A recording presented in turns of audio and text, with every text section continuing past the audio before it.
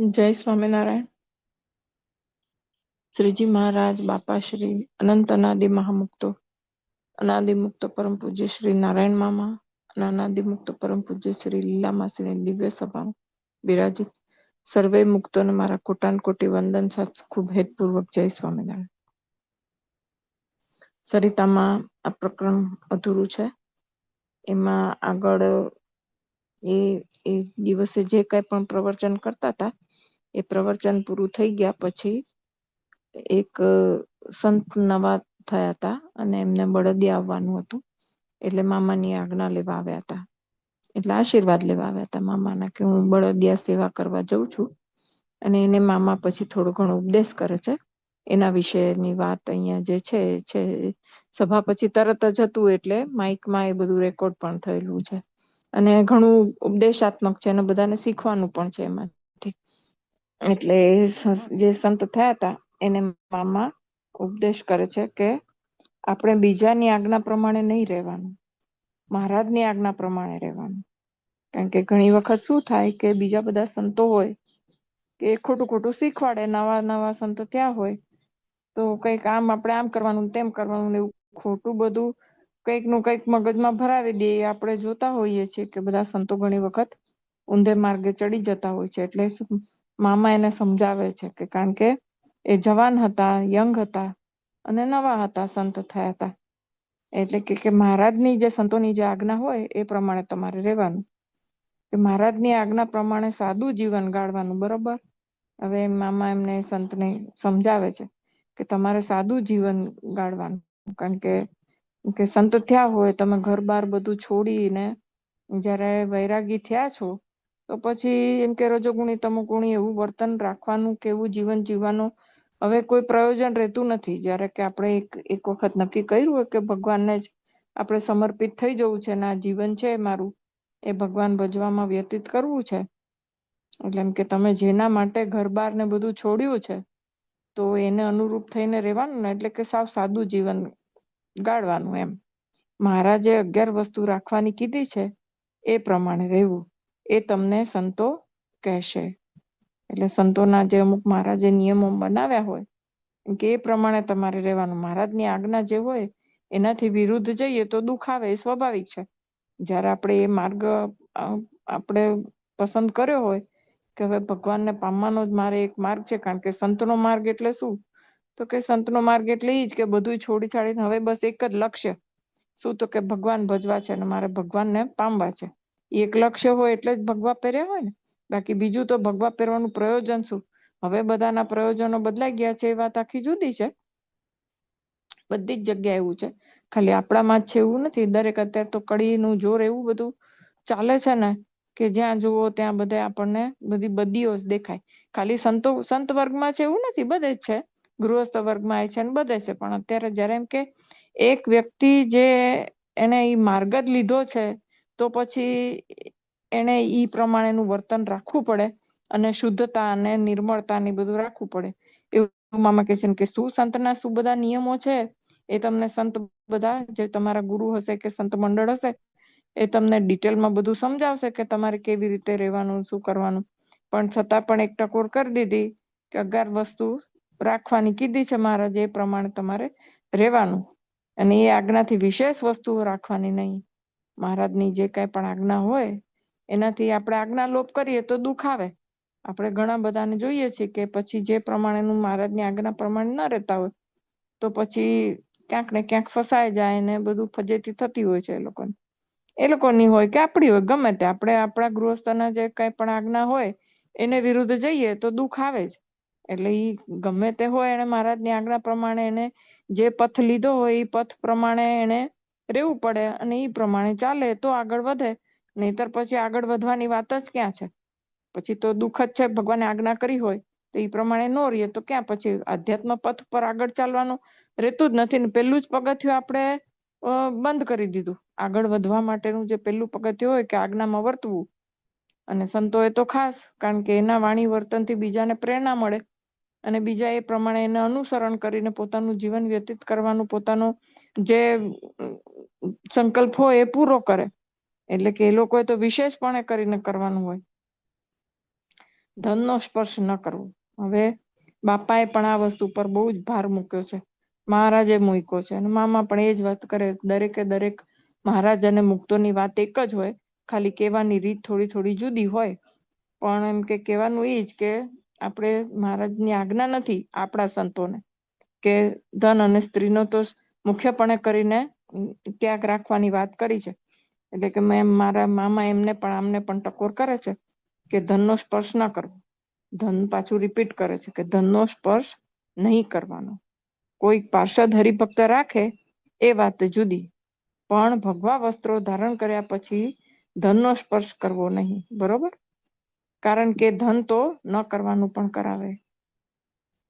હવે આમાં શું હોય કે પેલાના જમાનામાં તો જયારે મહારાજના વખતમાં તો સંત થવું હોય તો કેટલી પેલા તો પરીક્ષા એ લોકોને આપવી પડતી હતી. એ લોકોના જે બધી અંતઃશત્રુ હોય એના ઉપર જીત મેળવી છે કે નહીં. એવા પછી તો એ લોકોને થોડો વખત તો પાર્ષદ રૂપે રહેવાનું હોય. પછી એમાં કેટલી પરીક્ષાઓ જે મંડળમાં રહેતા હોય એ લોકો લેતા હોય, એમાં જયારે પછી પાસ થાય પછી એને સંતની દીક્ષા આપવામાં આવતી હતી. હવે એવું થાય છે કે નહીં આપણને ખબર નથી, પણ હવે અત્યારેનો જે આપણે જોઈએ છીએ એ પ્રમાણે એમ લાગે કે કદાચ એવું હવે એટલી બધી આકરી પરીક્ષાઓ કોઈ સંતોને આપવી પડતી નહીં હોય. કારણ કે તો જ આ બધી આપણે એ ત્યાગાશ્રમમાં આપણે બધી બદીઓ જોઈએ છીએ ને, એટલે એમ કે એ બધું ધન છે એક વસ્તુ આવે ને તો એની પાછળ બીજી બધી કેટલી બધી વસ્તુઓ એની પાછળ જ આવે. એને અત્યારે શું છે કે બધાયને આ એક વસ્તુ એવી પ્રિય થઈ પડી છે ને, એટલે ઘણા લોકો તો એમ જ કે જો જલસા પાડવા હોય તો સ્વામિનારાયણ સાધુ થઈ જવાનું. એટલે આ એક રીત, કારણ કે આપણા જે હરિભક્તો છે એને મહારાજની આજ્ઞા પ્રમાણે બધા ધર્માદો થતો હોય, અને મહારાજે પોતે વચન આપેલું છે કે મહારાજે હોય આશ્રિત એને હું દુખી થવા નહીં દઉં. એટલે આર્થિક રીતે બધા મોટે ભાગે સુખી હોય, એટલે ધર્માદા મંદિરમાં અઢળક આવતા હોય.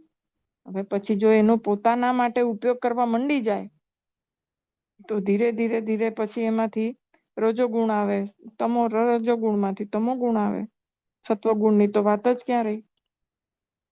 હવે એક રજોગુણ પેસે એટલે પછી હવે બધાને પોતાના અંગત રૂમો થઈ ગયા.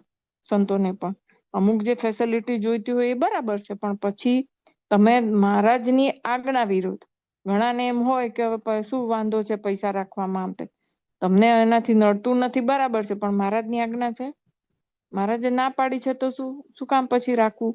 જ્યારે કે તમે ભેખ જેના માટે લીધો છે એની જ આજ્ઞામાં આપણે ન વર્તીએ.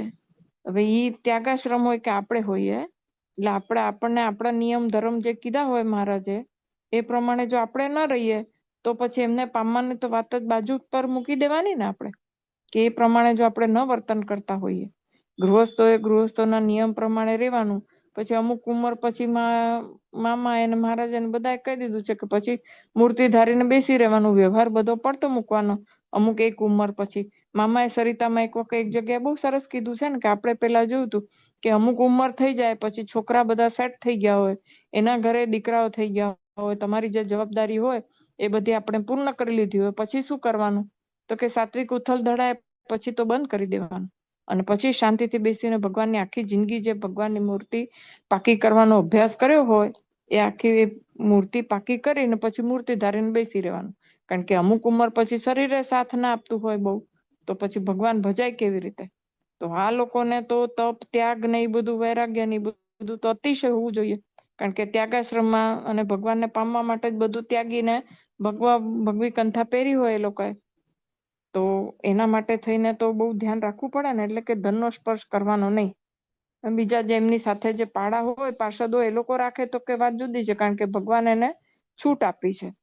પણ એમ કે તમે એક વસ્તુ, કારણ કે પૈસા હોય પોતા પાસે તો આમાં એવું છે કે બધા અંતઃશ્રદ્ધુ જીતાણા તો હોય નહીં, કારણ કે પરીક્ષાઓ હજી માંથી ઉત્તીર્ણ થયા ના હોય, અને ખાલી ભગવાન ભજવાનો આલોચ પણ ના હોય, થોડો ઘણો વૈરાગ્ય થયો હોય ને સંત થઈ ગયા હોય તો ધન આવે હાથમાં, પોતા પાસે ધન હોય તો પછી એની પોતાની બધી લાલસાઓ પૂરી કરવા માટેનું એ લોકોને મન થઈ આવે.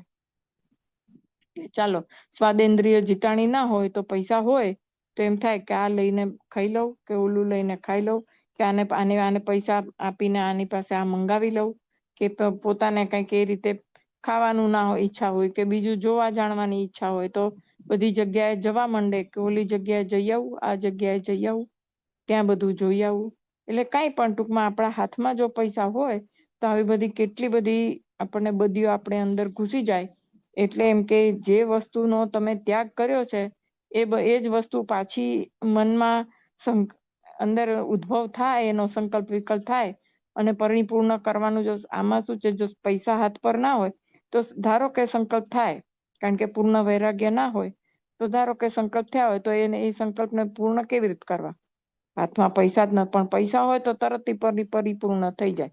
કારણ કે સંતોને તો શું છે કે ખાવાની ઈચ્છા થાય તો પૈસા હોય તો જઈને લઈ આવે, અથવા તો રસોડે જે મળતું હોય એ જ જમવાનું હોય, કે પછી ક્યાંક કોઈક જગ્યાએ જોવું હોય, જાણવું હોય, ફરવું હોય, પૈસા હોય તો બધું થાય. પછી ધર્મના નામે બીજે ત્રીજી જગ્યાએ બધે ફરવા જાય, બધા પરદેશ જાય છે ને બધા આપણે જોઈએ છીએ ને. હા, કામ હોય ને જાય ને એ વસ્તુ જુદી છે, પણ આપણે પછી નામ કામનું લે કે અમારે આના માટે જવું છે, ને પોતે બધે ધારો કે કામ માટે ગયા હોય તો બધા ત્યાંની બધી હરવા ફરવાની જગ્યા હોય ત્યાં જવાનું શું કામ હોય? પણ એ બધે આપણે જોઈએ છીએ કે એમ બધે જવાતું હોય છે અને બધે જતા જ હોય છે બધા. અમુક જણને તો પછી હવે એવું માફક આવી ગયું હોય પરદેશ, કે ગરમી અહીંયા ને આપણા દેશની ગરમી સહન ના થાય, એટલે ગરમી હોય એટલે પરદેશ ઉપડે કઈક ધર્મનું બાનું કરીને. એટલે એ બધું ક્યારે થાય કે જો હાથમાં પૈસો હોય, ધન આવે તો આ બધાય મન થાય. એટલે કે પૈસો જ ના હોય તો એ બધું કઈ મન થાય નહીં. એટલે કે એમ કે એ બધું સ્પર્શ કરવાનું જ નહીં, બરાબર? કારણ કે ધન તો ન કરવાનું કરાવે, સંતોએ જે નથી કરવાનું એ બધું ધન કરાવે. હું એક વાત કહું, શ્રીજી મહારાજ પછી મામા એક એક્ઝામ્પલ આપીને એમને સમજાવવાનો પ્રયત્ન કરે છે કે શું તમારે શું કામ નહીં રાખવાનું, અગત્યનું શું છે તમારા માટે. ધન અગત્યનું છે કે તમે ખરેખર ધની કેવી રીતે કહેવાશો, કે ભગવાનને પ્યારા તમે કેવી રીતે થશો, એના માટેનું એક એક્ઝામ્પલ આપે છે મામા. અને એમને સમજાવવાનો પ્રયત્ન કરે છે કે હું તમને એક વાત કહું કે શ્રીજી મહારાજ સભા કરીને એમાં ગાદી તકિયા નાખીને ધનાઢ્ય પ્રતિષ્ઠિત હરિભક્તોને આગળ બેસાડે. પછી એક વાર કોઈ ગાંડા ઘેલા હરિભક્તે કહ્યું, મહારાજ, અમે એવું શું પાપ કર્યું છે કે અમને આગળ બેસવા મળતું જ નથી કોઈ દી? એટલે ઘણી વખત છે ને આપણને બી આવા ભાવ થતા હોય કે આર્થિક રીતે ધારો કે આપણે સદ્ધર ના હોઈએ તો બેઝિકલી થોડુંક ઇન્ફિરિટી કોમ્પ્લેક્સ હોય જ. એટલે લઘુતા ગ્રંથિ, ઇન્ફિરિટી કોમ્પ્લેક્સ એટલે લઘુતા ગ્રંથિ. પોતાનામાં લઘુતા ગ્રંથિ હોય એટલે જનરલી પછી પાછળ બેસે ને બહુ આગળ બેસે નહીં. પછી એમ થાય કે અમારા તો એવા તો શું ભાગ્ય, કે કંઈક એવા પાપ કર્યા હશે તો જ આગળ નથી બેસો. આ લોકો બધાને તો કેવો મુક્તનો ને બધાનો મહિમા લાભ મળે છે. એવા બધા વિચારો જે લોકો આર્થિક રીતે સદ્ધર ના હોય ને એ લોકોને આવે જ. એટલે એવા કોક ભોળા હશે તો એને એમ થઈ ગયું કે મેં એવું શું પાપ કર્યું છે કે મને આગળ બેસવા મળતું જ નથી કોઈ દિવસ. પણ હવે મહારાજ અને મોટા મુક્તનો શું અભિપ્રાય હોય છે ખરેખર, એ મામા અહીંયા એ સંતને સમજાવે છે કે આ બધા કેટલા ભાગ્યશાળી છે કે તમારા સાનિધ્યમાં રહે, એમ નજીક બેસવા મળે છે. ત્યારે મહારાજ હસવા માંડ્યા. બ્રહ્માનંદ સ્વામી, ગોપાળાનંદ સ્વામી પણ એ સાંભળીને મંદ મંદ હસવા માંડ્યા. એટલે બધાને તો ખબર જ હોય કે આપણે શું આ લોકોને શું કામ બેસાડીએ છીએ આગળ. એટલે પછી મહારાજ હસ્યા ને ઓલા ભાઈએ તો સીધું જ ઓલા બધા જે પ્રતિષ્ઠિત વ્યક્તિઓ જે આગળ બેઠા હતા એની સામે જ પૂછી લીધું કે આ લોકો બધાને કાયમ તમે આગળ બેસાડો છો અને અમને નથી બેસાડતા, અમારા કેવા એવા ફૂટેલા કર્મ, અને અમે તો બધા પાપી કે અમને કાયમ પાછળ જ બેસવું પડે છે. એટલે મહારાજ અને મોટા મુક્તના મનમાં શું હોય એ આપણને આમાંથી શીખવા મળે છે. એટલે કે ધારો કે આપણે કોક વાર આમ તેમ થઈ જાય, બેઠા હોઈએ અને મુક્તની નજીક ના બેઠા હોઈએ તો આવા સંકલ્પ આપણને ન થાય. એ પછી એટલા માટે પણ મામા અહીંયા આપણને પણ આમાંથી આપણે પણ આ વસ્તુ સમજવાની છે. એટલે બધા હસવા માંડ્યા. પછી મહારાજ શું કહે છે કે જુઓ ભાઈ, આ અવર ભાવની દ્રષ્ટિએ આ બધા ધનાઢ્ય પ્રતિષ્ઠિત માણસો છે એટલે એવી રીત રાખી છે. કારણ કે પ્રતિષ્ઠિત વ્યક્તિઓનું સન્માન કરવાનું મહારાજે પણ કહી દીધું છે. એટલે બધા મોટા મુક્તોને જે હોય, કારણ કે જે આ લોકમાં પ્રતિષ્ઠિત વ્યક્તિઓ હોય ને એ લોકોને અમુક થોડુંક પોતાનું ગર્વ હોય. હવે એ લોકોને જો અહંકાર એનો ન પોસાય ને તો હવે અમુક ધનાઢ્ય હોય તો એને સત્સંગમાં બી ઉપયોગી થતા હોય ને, પોતાનું જે કાંઈ પણ એનું આર્થિક સદ્ધરતા હોય તો એ પૈસા અને એના લીધે એ રીતે પણ પોતાની જે સેવા કરતા હોય આર્થિક રીતે, તો એના લીધે મંદિરો ચાલે, મંદિરોની સેવા થાય, સંતો હરિભક્તો સંતો છે એનું બધાનું ભરણ પોષણ થાય. એટલે એવી આર્થિક સેવાઓ એ લોકો કરતા હોય, મોટા મોટા સમયા થાય એ કરાવે. મહારાજે કીધું છે ને, ધનાઢ્ય વ્યક્તિ હોય એને કરવું એવું બધું. તો હવે અને એ બધું કરતા હોય એટલે જો એ બધા ધનાઢ્ય હોય, પ્રતિષ્ઠિત વ્યક્તિ હોય, એટલે એનો અર્થ એવો નથી કે એને એના અંતઃશત્રુઓને બધાને જીતી લીધા છે. ખાલી ભગવાનની દયાથી એ લોકો ધનાઢ્ય હોય, તો સમાજમાં પ્રતિષ્ઠિત હોય, એટલે પણ જે અંતઃશત્રુ હોય, કામ, ક્રોધ, લોભ, માન, એ બધું તો એ લોકોમાં હોવાનું જ. એટલે જો આર્થિક રીતે એ લોકો મદદ કરતા હોય સત્સંગ સેવામાં, અને જો એ લોકોને મહારાજ બોલાવે નહીં અને પાછળ બેસાડે, તો અહંકાર કેવો ઘવાય એ લોકોનો. એટલે મહારાજ કે છે કે આ અવરભાવમાં છે, કે આ લોકોની દ્રષ્ટિએ આ લોકો બધા પ્રતિષ્ઠિત છે, એટલે એ લોકો બધાને આગળ બેસાડવા પડે. કે એટલે એવી રીત રાખી છે અમે, કે જે પ્રતિષ્ઠિત વ્યક્તિ હોય એને આગળ બેસવું, ગાદી તકિયા પર બેસવું, એવી મહારાજ એવી રીત રાખી છે. અને આપણને મહારાજે પણ એવું શીખવાડ્યું છે કે જે કોઈ પણ એવા પ્રતિષ્ઠિત વ્યક્તિ હોય એને આપણે માન દઈને બોલાવા, એને આગળ બેસાડવું એમ. એટલે પણ પરભાવની દ્રષ્ટિએ તો તમે બધા વધુ ધનાઢ્ય છો, કે આ લોકો બધા આ લોકની દ્રષ્ટિએ ધનાઢ્ય છે, પણ પરભાવમાં એટલે ધારો કે કોકની પાસે ધન હોય પણ એનો ભાવ બહુ ઉમદા હોય, ગરીબ હોય અને ભાવ ન હોય તો પછી પ્રતિષ્ઠિત હોય કે એ બે સરખા કહેવાય. પણ આર્થિક સદ્ધરતા ન હોય તો એને ભાવ હોય કે મહારાજને આમ કરવું કે તેમ કરવું. એટલે મામા ઘણી વખત એમ કેતા કે કોઈ 1 કરોડ દાન આપે, 1 કરોડ રૂપિયાનું, કોઈ 1 રૂપિયો આપે, તો જે દાનનું જે વેલ્યુ હોય ને, કારણ કે ઓલા પાસે એટલી જ શક્તિ હતી, તો બેને પુણ્ય જે કહેવાય ને બેવને સરખું મળે. કારણ કે ભગવાન પાસે પૈસાની કિંમત નથી ભગવાનને, કે આણે વધુ આપ્યું એટલે હું તો પછી બધા ધનાઢ્ય હોય ને રાજા હોય કે એ બધાનો મોક્ષ જ થઈ જવો જોઈએ, જો પૈસાથી આપણે એ રીતે તોલાતું હોય તો.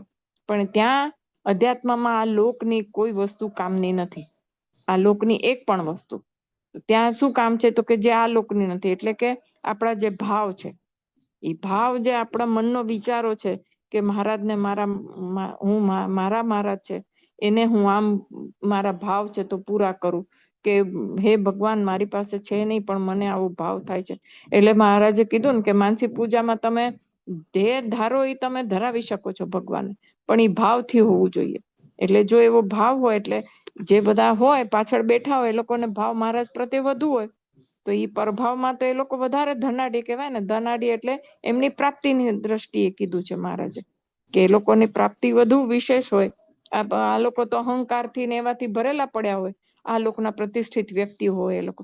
આમાં બધાયનું હોય એવું નથી. આ તો એક વાત ઇન જનરલ આવી વાત કરે છે મહારાજ, અને મામા એ એક સમજાવે છે. એટલે બધા એવા જ હોય એવું નથી. ઘણા ધનાઢ્ય હોય છે, બહુ સારા ને સેવાભાવી ને નિરહંકારી ને એવા બધા પણ હોય છે, આપણને ખબર છે બધી. પણ એમ કે મોટે ભાગે બધા આવા હોય કે અંતઃશત્રુ જીતાણા ના હોય અને પ્રતિષ્ઠિત હોય, અને ઓલા લોકો બિચારા પોતાની પાસે ધનનો અભાવ હોય તો પોતે એ રીતે ભાવ તો પ્રદર્શિત કરતા હોય અને ભગવાનને પામવાનો પ્રયત્ન કરતા હોય. એને એમ હોય કે મારી પાસે તો પૈસા નથી, તો લાવ હું ભગવાનની આવી રીતે સેવા કરું, હું શારીરિક સેવા કરું, આર્થિક ધારો કે હું નથી કરી શકતો તો શરીર ઘસે પોતાનું, તો એ સેવાને નિસ્વાર્થ ભાવે કરે, કે ભગવાન ખાલી પ્રસન્નતા અર્થે કરે, તો ઓલા ધનાઢ્યથી વધારે ચડી જાય. કારણ કે ધનાઢ્યને તો પ્રતિષ્ઠા જોઈએ છે ને, એ ભગવાન એને આપે છે. મુક્ત આગળ બેઠા હોય તો મુક્ત એને આપે છે, તો એની જે ભાવ જે છે પ્રતિષ્ઠા મેળવવાનો, એ તરત પૂરો થઈ ગયો. એટલે પરભાવની કોઈ વસ્તુ એને મળે નહીં. એટલે મહારાજ પછી એને સમજાવે છે કે પરભાવમાં તો તમે વધારે બધા ધનાઢ્ય છો. અનંત કોટી મુક્તોની સભા જે ધામમાં છે એમાં આગળ પાછળ જેવું કંઈ જ નથી.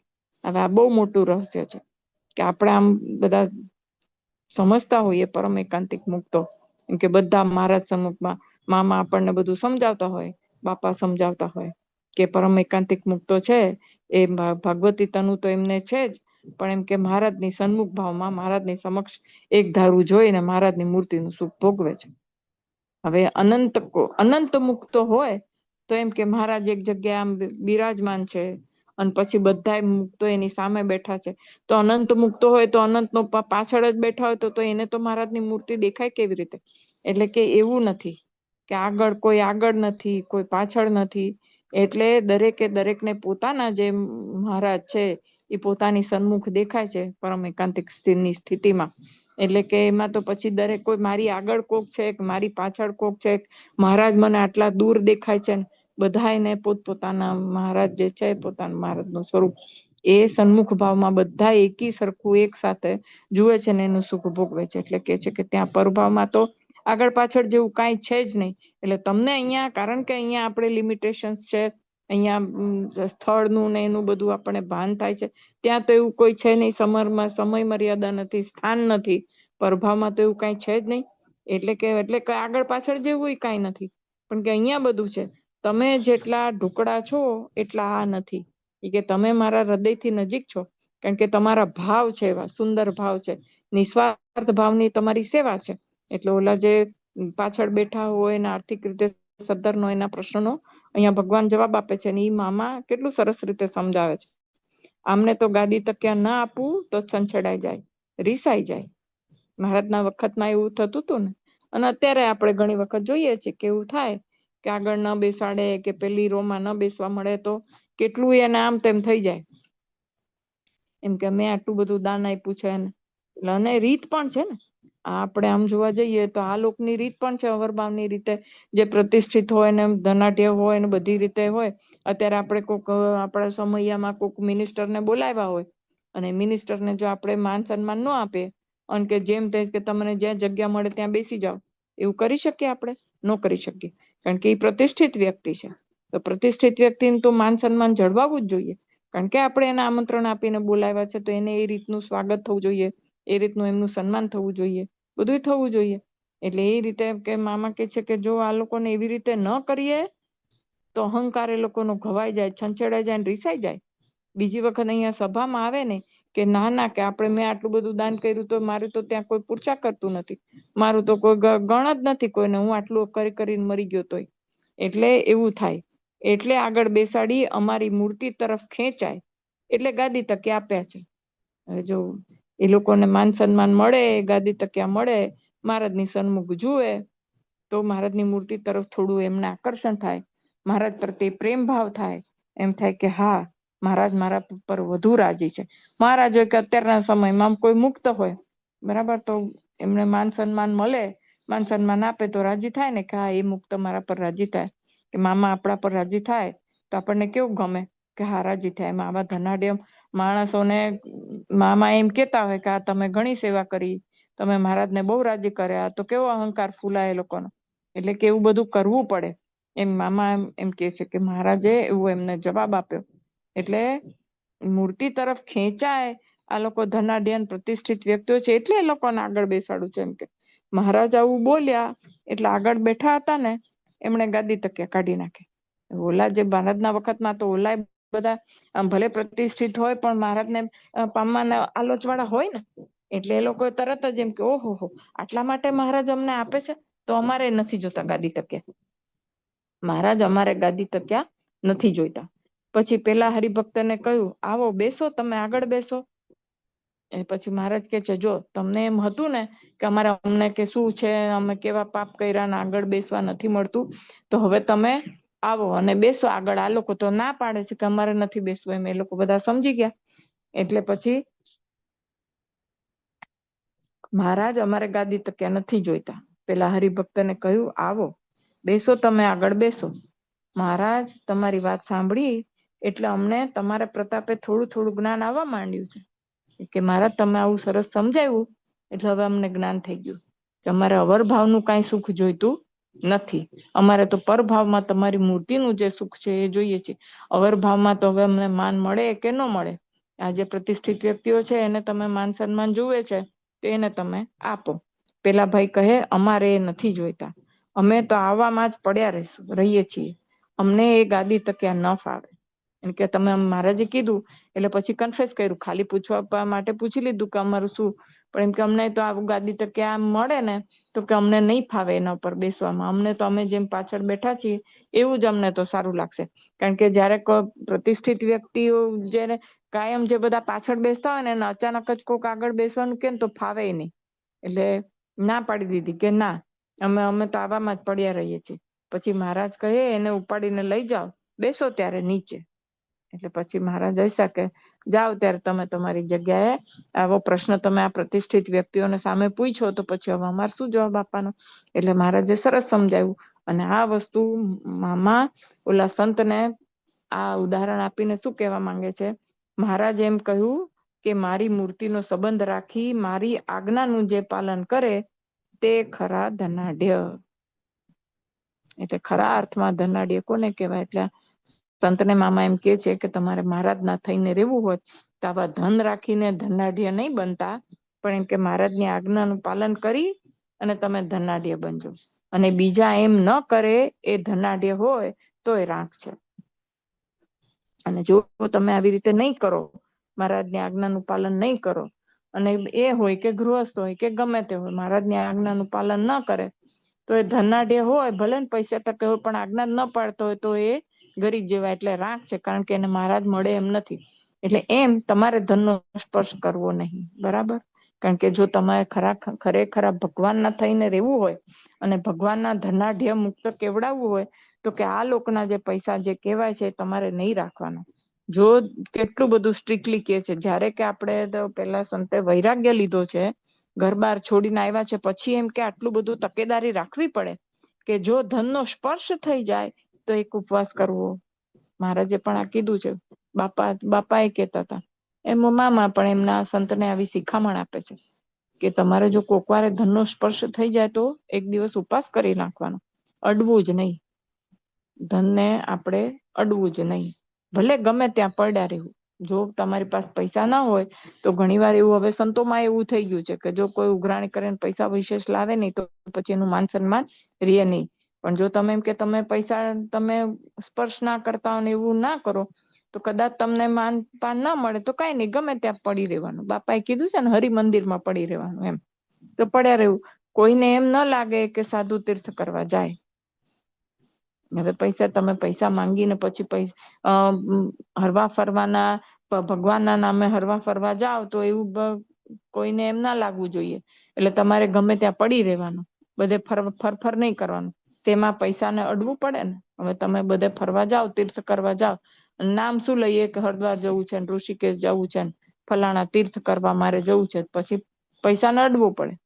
તો એવું કરવાનું નહીં કે એના કરતા ગમે તે કોક એવી નાની મોટી જગ્યાએ પડી રહેવાનું. ભલે ને આપણે કે કામ શું છે, તમે શેના માટે ભેખ લીધો છે, તો કે ભગવાન ભજવા માટે ભેખ લીધો.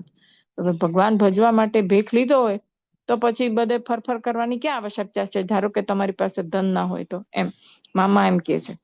અને એ પાછું ન કરવું કે પછી તેમાં પૈસા નડવું પડે બધે ફરવા જવું હોય તો પછી એવું બધું નહીં કરવાનું. કોઈ એક સ્થાનમાં બેસી અને ભગવાન ભજવાના. ભલે ને નાની જગ્યા હોય, ગામડું ગામ હોય કે ગમે તેવું જગ્યા હોય.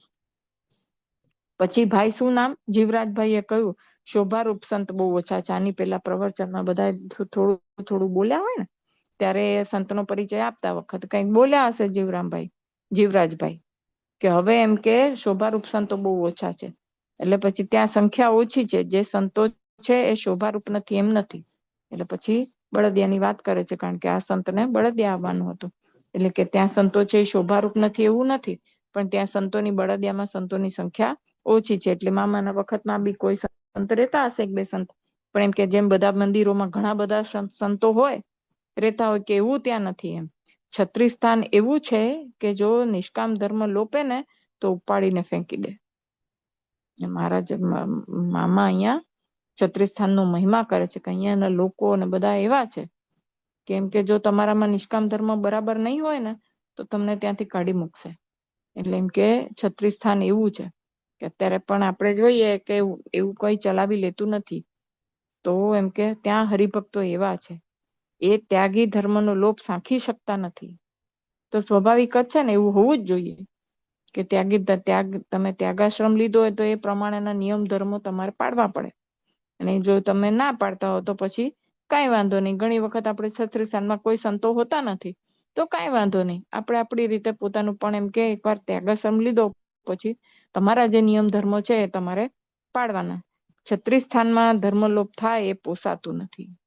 અહીંયાના લોકોને કોઈને પોસાતું નથી. એટલે મામા એમને એમ કે તકેદારી આપે છે કે તમારે આ બધી બાબતોનું ધ્યાન રાખવું પડશે. છત્રી સ્થાનમાં જાઓ છો તો આ બધું તમે ધ્યાન રાખજો. ત્યારે તમારે જ્યાં મન થાય ત્યાં જાઓ, પણ સ્ત્રી ધનનો ત્યાગ સરખો રાખો. ટીવી નહીં જોવાનું. આજકાલ ટીવી પેઠા છે, તમારે ટીવી ન જોવું કોઈ દી, બરોબર. હવે એ વખતે મોબાઈલ એટલા બધા નતા અને ટીવી હતા, એટલે બધા પોતાની રૂમમાં શું કરે કે સંતો ટીવી રાખતા અને પછી ટીવી જોયા કરે. અને પછી એ વખતની વાત છે કે જયારે રામાયણ અને મહાભારત ને બધી સિરિયલો આવતી હતી, એટલે એના નામે રાખે કે અમારે ધાર્મિક વસ્તુ બધી જોવી હોય આમ તેમ એમ. હવે તો બધું મોબાઈલમાં હસ્તગત થઈ ગયું છે. એક મોબાઈલ હોય એટલે એમાં બેઠા બેઠા બધું જોઈ શકાય. પણ એ વખતે ટીવી નું હતું એટલે મામાએ ટીવી ની ના પાડી. એમ કે છત્રીસ સ્થાનમાં ધર્મો લોપ થાય ત્યારે તમારે જ્યાં કે છત્રીસ સ્થાનમાં ન રહેવું હોય તો તમારું જ્યાં મન થાય ત્યાં તમે રહ્યો, પણ એમ કે સ્ત્રી અને ધનનો ત્યાગ રાખવાનો. તમારે આ બે વસ્તુનો તો એકદમ પૂરેપૂરો ત્યાગ રાખવાનો. ટીવી નહીં જોવાનું કોઈ દિવસ.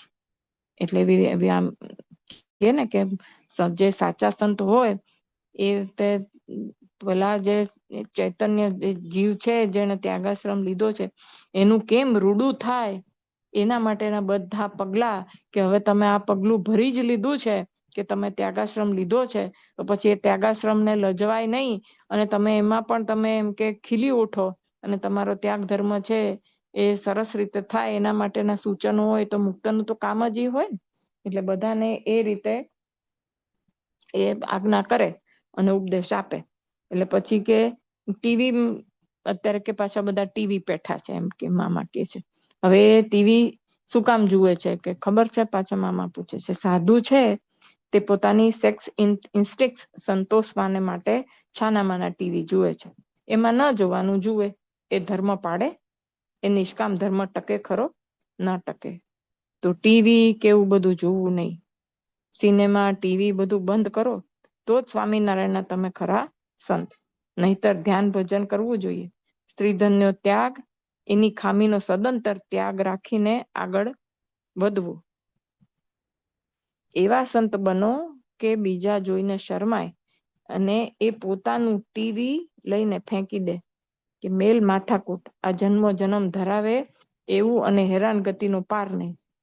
ઠીક છે, હરિભક્તો કે બાળકો થોડા શુભ સમાચાર જુએ, સંતોએ તો એ સમગ્ર ત્યાગ કરવો. કારણ કે એમાં ચિત્રામણ તો આવે જ ને. એટલે હવે જો એ વખતે બધા, હવે તો બધા મોબાઈલમાં, મામા કહે છે કે એકવાર ટીવી પોતાની રૂમમાં રાખે પછી બાનું શું બતાડતા હોય કે આવી ધાર્મિક સિરિયલો અમારે જોવી છે, પણ એમ કે પછી ન જોવાનું પણ બીજું ત્રીજું એ જોયા કરે. કે ગૃહસ્થો અને બાળકોને જે બધા છે એ લોકોને અમુક એ લોકોને શીખવાનું, અત્યારે તો હવે સ્કૂલમાં પણ બધું ઓનલાઈન થઈ ગયું છે એટલે એ લોકોને ફરજિયાત પણ એ બધું રાખવું જ પડે. ઘરમાં મોબાઈલ ને ઇન્ટરનેટ ને એ બધું રાખવું પડે. પણ એમ કે થોડા કોક વખત આ લોકોના સમાચાર જુએ કે એવું જુએ, પણ આખો દિવસ ટીવી જોયા કરે તો પછી શું, બીજું આખો દિવસ પછી બીજું શું કરે? કઈ 24 કલાક કોઈ થોડી સમાચાર જ જોયા કરે. પછી બીજું ત્રીજું જુએ કે આ જુએ ને તે સિરિયલો જુએ. હવે એમાં કઈ હોતું નથી. એટલે એમ કે આવું બધું એમ જે જોયા કરે, એમ કે સંતો જે જોતા હોય એ શું કામ જોતા હોય? એમ કે જયારે ગ્રહ ત્યાગ કરીને ત્યાગાશ્રમ લીધો હોય એ જ વખતે અંતઃશત્રુઓ બધા નાશ પામ્યા ન હોય. હવે જયારે કે માંડ તમે એના પર કંટ્રોલ કરતા હો તો એ વસ્તુ તમારી અંતઃશત્રુ ઉત્તેજિત થાય એવું કોઈ પણ ક્રિયા કે કાર્ય કે કઈ કરવાનું જ ના હોય ને. એટલે એ બધું નહીં કરવાનું એવું મામા કહે છે અહીંયા કે તમે, કારણ કે શું છે કે પુરુષોને દ્રષ્ટિએ વિકાર છે કે એ લોકો જોવે ને એનાથી એ લોકોને વિકાર ઉત્પન્ન થાય, અને સ્ત્રીને સ્પર્શથી વિકાર છે. એટલે આ જે જુએ પછી એમ કે ન જોવાનું પણ જુએ. હવે એમ મામા કે છે કે જે ધાર્મિક સિરિયલો હોય એમાં પાત્રો કોણ હોય? તો કે આ લોકના જે બધા રજોગુણ તમોગુણ થી ભરેલા પાત્રો હોય. તો હવે એમાં તમે એને જુઓ તો પછી તમને વિકૃતિ આવે કે બીજું કાંઈ? મહારાજે શિક્ષાપત્રીમાં લખ્યું છે આ મૂર્તિ જોવી અને એને ન ગમે તો પછી મહાભારત અને રામાયણમાં સ્ત્રી તો હોય જ, અને પાત્રો લીધા હોય એ કોણ હોય? વિષય રાગી અભિનેત્રીઓ. બીજું શું હોય એમાં? નરકની ખાણ, સૂરદાસે કીધું ને.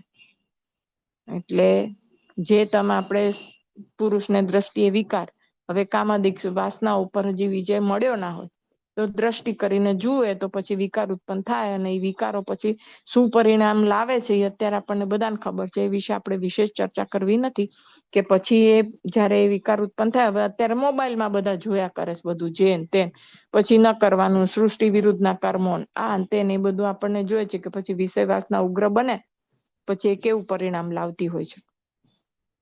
એટલે એ બધું શું છે, પડવાના ધંધા કે આપણે જે માર્ગ લીધો છે એ માર્ગ તો પછી ક્યાંય તો પરો રહી જાય ને, આઘો રહી જાય એ માર્ગ તો, અને ઊંધે રવાડે ચડી જવાય અને અધોગતિનું કામ થવા માંડે પછી જે ન કરવાનું હોય. કારણ કે જે ત્યાગાશ્રમ લીધો છે એને અમુક વસ્તુ ન કરવાની હોય, ઈ જ પછી થયા રાખે. પછી શું થાય કે ચિત્ત એમાં ને એમાં રમમાણ કર્યા કરે કે એક સંકલ્પ ઉઠે એનો વિકલ્પ થાય, પછી વિકલ્પમાંથી સંકલ્પમાંથી કેટલાય, પછી હવે સંકલ્પની પરિપૂર્તિ માટે શું કરવું, કારણ કે હવે ને ના પાડેલી હોય એટલે પછી છુપાઈ છુપાઈને કરવું પડે. એટલે મામા કે છે ને છુપાઈ છુપાઈને ટીવી જુએ. હવે જેની હવે તો મોબાઈલ હોય એટલે એમાં છુપાઈને શું કરવાનું કઈ ખબર જ ન પડે. કોઈ તમે મોબાઈલમાં શું જુઓ છો, જાત જાતનું ભાત ભાતનું બધું જોયા કરતા હોય.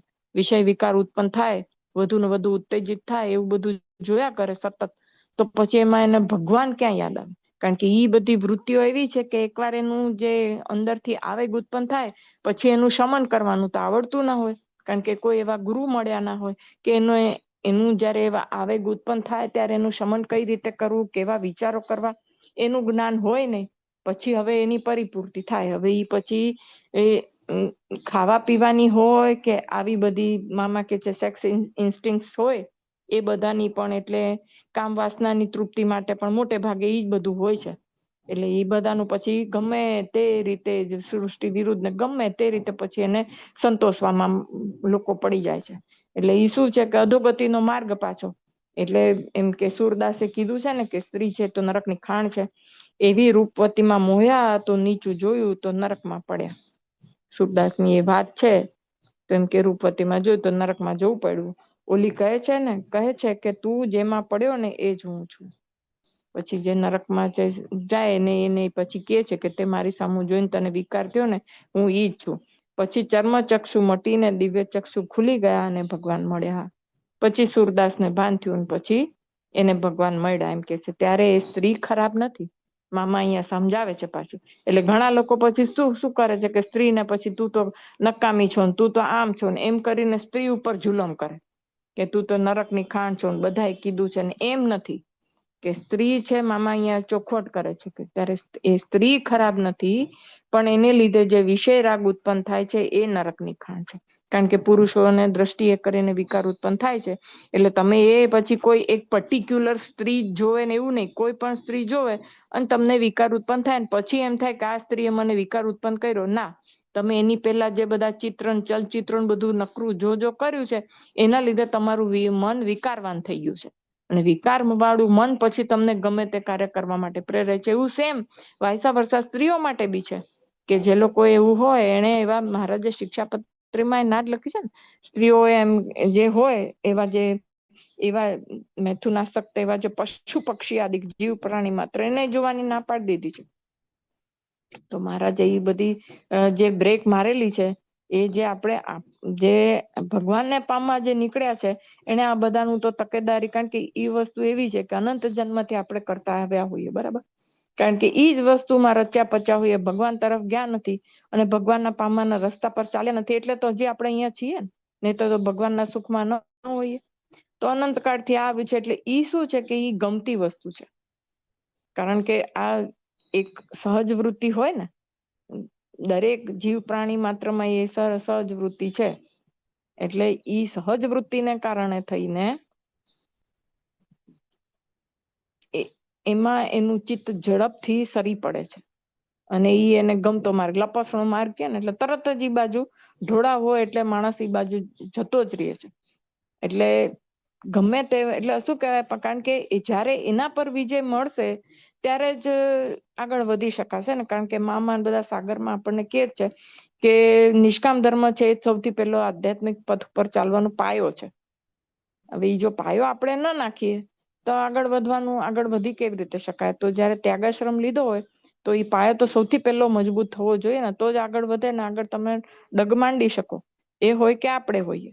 એટલે આમાં એટલી બધી તકેદારી ને એટલું બધું કીધું છે કે જે તમને વિષય રાગ ઉત્પન્ન થાય છે ને એ તમને નરક તરફ ધકેલી જાય છે, અધોગતિને પામો છો તમે, હાવ નરકની પ્રાપ્તિ થઈ જાય, એવું કરવું છે શું કામ એમ. એટલે તો એવી બધી કઈ તમને ઉત્તેજિત કરે છે જે કોઈ પણ વસ્તુ. હવે તમે આપણને રસાસ્વાદ હોય અને ખાવાની બધી વસ્તુ ઉત્તેજિત કરતી હોય તો એ ઉત્તેજિત કરનારી વસ્તુઓને આપણે ત્યાગ રાખવો જોઈએ ને. અને એવી રીતે કામ વાસનાની વસ્તુ જે હોય તો જે આપણને એવી કોઈ પણ દ્રશ્યો કે એવા કોઈ પણ જે વાર્તાઓ એની જે કે સાંભળવી એવી વાતો નહીં કરવાની, કે એવા ચરિત્રો નહીં જોવાના, કે એવું કાંઈ પણ હોય જે આપણને આપણા અંતઃશત્રુઓને ઉત્તેજિત કરતા હોય અને ટાળવાનો આપણે પ્રયત્ન કરતા હોઈએ, તો એ પ્રયત્નમાં આપણને મોડા પાડે એવું કાંઈ પણ આપણે કરવાની ક્યાં જરૂર છે એમ. એટલે ઈ મામા એને એટલે એ સંતને મિશે કરી નામ તો આપણને બધાનો ઉપદેશ છે ને, કે એટલે ઈ ખાણ છે એટલે એ બધી વસ્તુ તમારે કરવાની નહીં. મહારાજ ભગવાન સ્વામિનારાયણ મળે એને સ્ત્રી કે પુરુષ એવો ભેદભાવ છે જ નહીં. આપણને પછી શું બધાને ચૈતન્યની રીતે જોવાનું. મહારાજ એમ કે છે કે બધાને એમ કે મામા પછી ત્યાં સ્ત્રી પુરુષ એવો ભેદભાવ છે જ નહીં. જો એવી રીતે જુઓ કે બધા ચૈતન્ય મહારાજના મુક્ત છે તો પછી વિકાર ઉત્પન્ન થાય નહીં. એમ કે એનો અર્થ જેમ નાનું બાળક હોય એને ખબર ન પડે કે શું વિષય કે શું ભેદ. નાના બાળકને ક્યાં સ્ત્રી પુરુષ એવો કોઈ ભેદભાવ હોય છે કે એને કઈ એવો વિકાર ઉત્પન્ન થાય છે. તો એટલે એમ કે એના જેવું આપણું મન હોવું જોઈએ. એમ આપણે વિષય ભેદભાવ નહીં, એટલે વિષય જેવો વિચાર જ ના આવે, એનું નામ ભેદભાવ નહીં. હવે ભેદભાવ નહીં નો મામા એ કેટલી સરસ વ્યાખ્યા કરી છે કે સ્ત્રી પુરુષ નો ભેદભાવ નહીં, બધા ચૈતન્ય એવું બધું વિચારવું એના કરતા તો શું કરવાનું, એવો વિચાર જ ન આવે. સ્ત્રી પુરુષના વિચાર જ ના, કારણ કે એ વિચાર કરીએ, જો હવે વિચારો આવે ક્યારે કે તો કે એવા તમે દ્રશ્યો જુઓ કે એવી કોઈ જોડે વાતો કરો તો એવું થાય ને. પણ હવે એ વસ્તુ આપણે જોઈએ જ નહીં તો એના વિશે વિચારો કેવી રીતે, કાં તો અંદર આપણને નકરું પડેલું છે ને એના વિચારો આપણે કર્યા કરીએ છીએ, દ્રશ્યો જોતા નથી અથવા તો એવી કોઈ વાતચીત નથી કરતા, પણ મનમાં એના સંકલ્પ વિકલ્પો કર્યા કરીએ છીએ, તો પછી આપણને એવા વિચારો આવે છે. તો એવા વિચાર આવે છે તો સ્ત્રી પુરુષનો ભેદભાવ જણાય છે. તો ભેદભાવ તો કે એનો ભેદભાવ એનો વિચાર જ નહીં, એટલે ભેદભાવ નહીં એનું નામ કહેવાય. એવા સાધુ બનવાનું, બરાબર. મામાને એને સમજાવે છે કે તમે આવા સાધુ બનજો, બરાબર છે. એકલા જ્ઞાની નહીં, ખાલી જ્ઞાનની જ વાતો કર્યા કરવી, ભગવાન આમ તેમ, પણ અંતર શત્રુઓ જો ન મટ્યા હોય તો જ્ઞાનની વાતો કરીને શું કહેવાય. પછી શું થાય કે ગમે એવા જ્ઞાની હોય પણ આવો લપસણો માર્ગ હોય ને માર્ગ હોય નહીં, છતાં પણ આવું ટીવી ફોન ને બધું જોયા કરે તો લપસણો માર્ગ બની જાય, તો લપસી પડાય ગમે ત્યારે. તો કે એવા નહીં બનો, ખાલી જ્ઞાન. પછી એમ થાય કે ઓહો, જ્ઞાનની તો મોટી મોટી વાતો કરે છે પણ અંદર ખાને વાણી વર્તન તો કઈ છે નહીં વર્તન, કારણ કે ગમે ત્યારે બહાર તો આવે જ. જે કઈ પણ હોય એના જે સંકલ્પ વિકલ્પો જે એને થતા હોય ને એ વાણીમાં ક્યાંક ને ક્યાંક આપણને દેખા દઈ જ જાય, કારણ કે એનાથી બોલાય જ જવાય. એટલે એમ કેવું એકલા જ્ઞાની તો હેરાન થઈ જાય, જ્ઞાનીને સુખ જ ન હોય. વૃંદાવન સ્વામી કહે છે ભગવાન જ્ઞાનીથી તો 50, એટલે જે પંડિત હોય એની છે ને કે જ્ઞાનીથી 50 ને પંડિત હોય શું કે પંડિતથી 50 ને જ્ઞાનીથી આસપાસ ને વિશ્વાસીને 30. એવું એટલે જે વિશ્વાસથી ભગવાન ભજે તો એમ ભગવાન એને શિષ્ય છે. એવા જ્ઞાની નહીં બનવું જોઈએ કે જે ખાલી શાસ્ત્રની ઓથ લઈને તમારે ભગવાને આમ કીધું છે ને જે એની વ્યાખ્યા ઊંધી ચત્તી કરે. જ્ઞાની હોય ને તો પછી વ્યાખ્યા ઊંધી ચત્તી કરીને પોતાની મન મરજી પ્રમાણે રહેતા હોય છે. એવી કેટલી એ લોકો વ્યાખ્યા ઊંધી ચત્તી કરી નાખતા હોય છે. એવા જ્ઞાની બનવું કે જે ભગવાનની મૂર્તિમાં રહીને ભગવાનને પમાડે, એવા થવું. કે તમે એવા થજો કે ભગવાનની મૂર્તિ પમાડે, બીજાને તમે પમાડો, પોતે તો પામે અને બીજાને પમાડ્યો. તો તમે પૂછો છો એટલે આ કીધું. હો, હવે જો કન્ટિન્યુઅસ મામા તરત સમજી જાય, અંતર્યામી હોય, તનકી જાણે મનકી જાણે. ઓલાને એમ થતું હોય કે આટલો બધો શું મને ઉપદેશ કરે છે, પણ સ્વામી એને પૂછ્યું હતું કે તમે મને આશીર્વાદ આપો ને, મને કઈ બોધ વચનો કયો. એટલે મામા પછી પાછા એને કહે છે કે તમે મને કીધું તું એટલે કીધું, હો, રાજી રહેજો. જો પછી કેવા તરત રાજી કરી દે છે એને. ખુશીથી ક્ષત્રિય જાઓ અને સ્વામિનારાયણ ભગવાનનો આદર્શ જીવનમાં ઉતારો. એ સ્વામી, આ તો બહુ વર્ષો પહેલાની વાત છે કે એક સંતને જવું હતું. પછી એ સંત કઈ બહુ લાંબો ટાઈમ ત્યાં રહ્યા નહીં, પછી બીજે જતા રહ્યા હતા. પણ એમ કે ગયા હતા ત્યારે એમ કે આવી બધી મામા એમને ઉપદેશ કર્યો હતો એ કે ક્ષત્રિય જાઓ ને સ્વામિનારાયણ ભગવાનનો જે આદર્શ છે એ જીવનમાં ઉતારો. એટલે આપણે પણ હવે એ કરવાનું હોય કે આપણે ભગવાનને ભજવા માટે જો રસ્તો લીધો હોય તો ભગવાનનો જે આદર્શ છે એ આપણે આપણા વાણી વર્તનથી કોઈ ખોટા માર્ગે દોરવાઈ જાય અથવા તો એને અધોગતિને પામે એવું આપણું વર્તન ના હોવું જોઈએ. તો કે એવાના આદર્શ જીવન આપણે પણ ઉતારવાનો, ખાલી દેખાડવા પૂરતો નહીં કે કોકને આમ અધોગતિને પામે એટલે મારે આમ રહેવું છે એમ નહીં. આપણા પોતા માટે આપણે ભગવાનને પામવા છે તો એના માટે થઈને પણ આપણે ભગવાનનું જે નિર્મળતાનો ગુણ છે આપણો આદર્શ હોવો જોઈએ. તમને જોઈને કહે કે આ વર્તનની મૂર્તિ છે. ત્યાં સંતને એમ કે ત્યાં જોઈને બધા તમને એમ કે તમારું વર્તન જોઈને કે ઓહો આનું તો વર્તન જ એવું છે કે સંતની મૂર્તિ છે. એમ કે એવું બધાને થવું જોઈએ, એવું તમે થજો એમ, તો મને એમ થશે કે તમે સાચા સાધુ. મામાને કીધું કે તમે મને બોધ વચનો કયો, એટલે મામાએ કીધું કે તો મને એમ થશે કે તમે સાચા સાધુ થયા છો એમ, તમને સંતોષ થયો એ સાચું. પછી સ્વામી કીધું હશે કે ના મને બહુ સંતોષ થયો, તમે આવું બધું કીધું તો, એટલે કે રાજી રહેજો હો, પાછા સ્વામીને કે છે ને અમારા વતી દર્શન કરજો. બળદિયા જવાના હતા એટલે કે દર્શન કરજો. પછી હવે એ બધી વાત પૂરી થઈને આ લેક્ચર ઘણું મોટું છે એટલે એ દિવસે સભામાં, રવિ સભામાં ઘણું મોડું થઈ ગયું હતું. એટલે કે આજે ખૂબ મોડું થયું. દૂરથી આવ્યા હોય એનું પાપ મારે ભોગવવાનું રહ્યું. હવે એ દૂરથી આવ્યા હોય ને એ લોકોને મોડું થાય ને એનું જે બધા સંકલ્પ વિકલ્પો એને ચાલે ને એના જે બધું એ પાછું બધું ડીપ સાયન્સ છે પાછું. એ પછી કોક વાર આપણે લઈશું ખરા, યાદ કરાવજો કોક વખત. અત્યારે મારે હવે સમય મારો થઈ ગયો છે એટલે માફ કરજો બધા હો. શું થાય, આ સંત આવ્યા એટલે સંતોષ આપવો પડે ને. એ કે હવે સંત આવ્યા તા અહીંયા અને એમણે મામાને પગે લાગીને કીધું કે મારે બળદિયા જવું છે, મને આશીર્વાદ આપો ને મને થોડા બોધ વચનો કયો. એટલે કે મારે કેવું પડે કે બીજું તો શું થાય, અતિ રાજસી યજ્ઞ છોડો. હજી પાછા એને સંતોને કહે છે સાત્વિક યજ્ઞ મૂર્તિનો સંબંધ રાખે એવા યજ્ઞ કરવા. આપણે પણ યજ્ઞ કેવા કરવા, તો કે રાશિ યજ્ઞ નહીં કરવાના, કે મૂર્તિનો સંબંધ થાય બધાને. મૂર્તિ જે કાંઈ પણ આપણે સભા કે કાંઈ પણ કરીએ એમાં બધાએ મૂર્તિમાં જોડાઈ શકે કેવી રીતે એના રસ્તા જો મળે તો એવા યજ્ઞ આપણે કરવા જોઈએ. જય સ્વામિનારાયણ. અને આ પ્રવચન અહીંયા પૂરું થાય છે. હવે થોડોક આજે સમય વધારે થઈ જશે પણ આ સારાંશ છે તો એ હું વાંચી જાઉં કે આખા જે પ્રવચન હતું એનો સારાંશ શું છે કે ભગવાનને સર્વોપરી સમજવા માટે જે જુદી જુદી કક્ષાઓ છે, જે જુદી જુદી ભૂમિકાઓ છે તે મૂકી દેવી જોઈએ. એ ચર્ચાનો નહીં, અનુભવનો વિષય છે. કારણ કે જે બધી હાયરાર્કીઓ છે કે આના પછી આના પછી એમ કે એ બધી ચર્ચા કરીને કરવાનું શું, કે એક વખત સમજી લીધું કે મારા સર્વોપરી છે પછી તો એ અનુભવ કરવાનો વિષય છે ને, કે કેવી રીતે સર્વોપરી છે, કેવી રીતે સર્વોપરી છે. ઘડી બધાને એનું એ જ આપણે ચર્ચા વિચારણા કર્યા કરે એનો કઈ અર્થ નથી એમ. તો કે આપણે કરવા માંડવાનું છે કે મારા સર્વોપરી છે તો હવે એનો હું અનુભવ કરું. કારણ કે ઈ જે છે એ ઉપાસના આપણે જે કરવાની છે એ ઉપાસના કરીને પછી કરવાનું છે શું, કે એટલું બધું સમજી લીધું કે મહારાજની સર્વોપરી ઉપાસના મેં સમજી, તો સર્વોપરી ઉપાસના તો સર્વોપરીને મેળવવા માટે ને, ખાલી જ્ઞાન કરીને મેળવીને શું કરવાનું. તો મામા એમ કે છે કે અનુભવનો વિષય છે, કે ચર્ચાનો વિષય નથી. કોકને એમ કેવું કે ના તું જે માનું છું તારું આટલું નીચું ને અમારું ઊંચું ને એવું બધું ઘડી ચર્ચા નહીં કરવાની. ભગવાનની સ્મૃતિ અખંડ રાખવી એ કઠિનમાં કઠિન કાર્ય છે. અખંડ સ્મૃતિનું દિવ્ય સુખમાં રૂપાંતર થાય એ અનાદિ મુક્તની સ્થિતિ કહેવાય.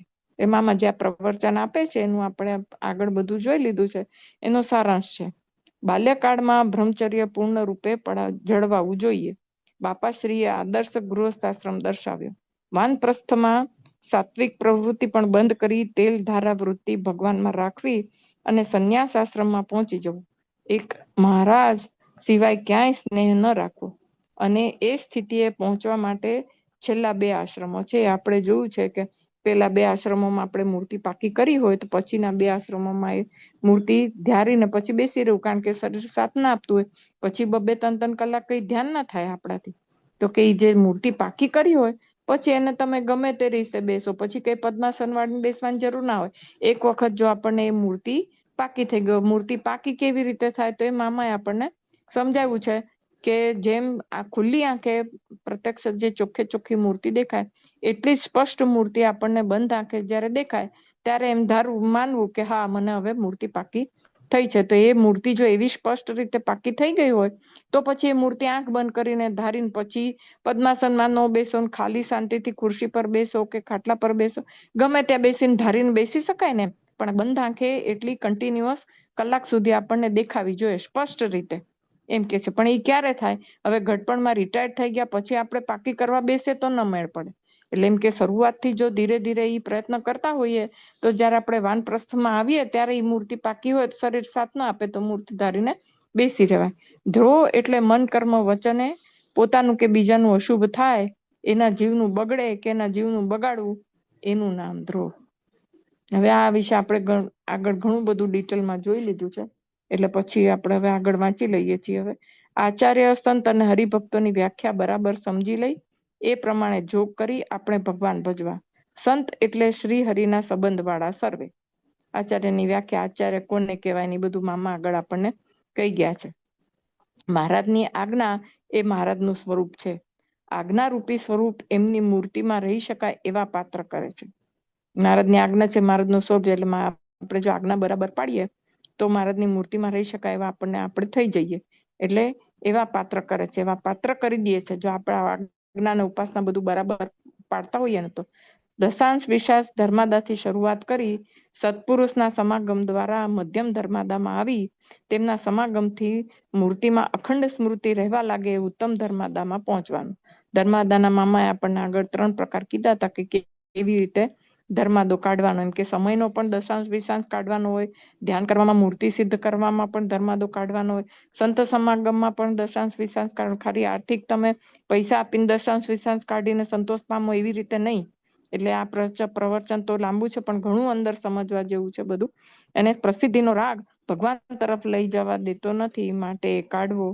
મૂર્તિમાં રાખ્યાના આશીર્વાદ મળ્યા પછી સંકલ્પ કરવા નહીં, સંકલ્પ થઈ જાય છે, માટે ફરી આશીર્વાદની જરૂર પડે છે. ઘડી ઘડી આપણને ઢચું પચું થઈ જાય છે, એટલે મામા કે છે આપણને આશીર્વાદની જરૂર પડે છે. એટલે કે એક વખત એમાં શ્રદ્ધા રાખીએ તો પછી એક જ વખત મુક્તના આશીર્વાદની જરૂર પડે. પણ આપણને શું થાય છે કે કંઈક ને કંઈક આપણને અંદરથી એમ થાય છે કે લાવ પાછા આશીર્વાદ લઈ આવ. એક વખત હવે આમ હું ધ્યાન કરું છું તો પાછા આશીર્વાદ લઈ લો, આમ કરું છું તો પાછા આશીર્વાદ લઈ લો. એમ એવું ક્યાંક ને ક્યાંક આપણને એમ લાગે છે કે ફરી મારે આશીર્વાદની જરૂર છે, એટલે આશીર્વાદની જરૂર પડે છે. પણ જો વિશ્વાસ અને શ્રદ્ધા હોય તો પછી એક જ વખતના આશીર્વાદ આખી જિંદગી એનું કવચ. કારણ કે આશીર્વાદ જે છે એ બહુ જબરદસ્ત શક્તિ છે. એ શક્તિ કાંઈ આપણી જતી નથી રહેતી. એમના મુક્તના આશીર્વાદની એ આપણી સાથે ને સાથે હોય. પણ એ શક્તિ જે છે એ જે શબ્દો દ્વારા જે આંદોલન થયેલી જે શક્તિ છે, એ આંદોલન દ્વારા ઈ પછી થોડી ક્ષીણ થઈ જાય, કારણ કે આપણામાં ઢચું પચું થાય છે. એટલે જો શ્રદ્ધા આપણે બહુ પરિપક્વ કરી હોય તો એક જ વખતના આશીર્વાદ પણ પૂરતા થઈ દે, પછી વિશેષ વધારે આશીર્વાદ લેવાની જરૂર પડે નહીં. એમાં આપણે અહીંયા મામા કે છે. કઈ બોલવામાં વધુ ઓછું થઈ ગયું, આજે થોડો સમય વધારે થઈ ગયો છે તો માફ કરજો. સહજાનંદ સ્વામી મહારાજની જય, બાપા શ્રીની જય, સદગુરુ શ્રીની જય, સ્વામિનારાયણ ભગવાન.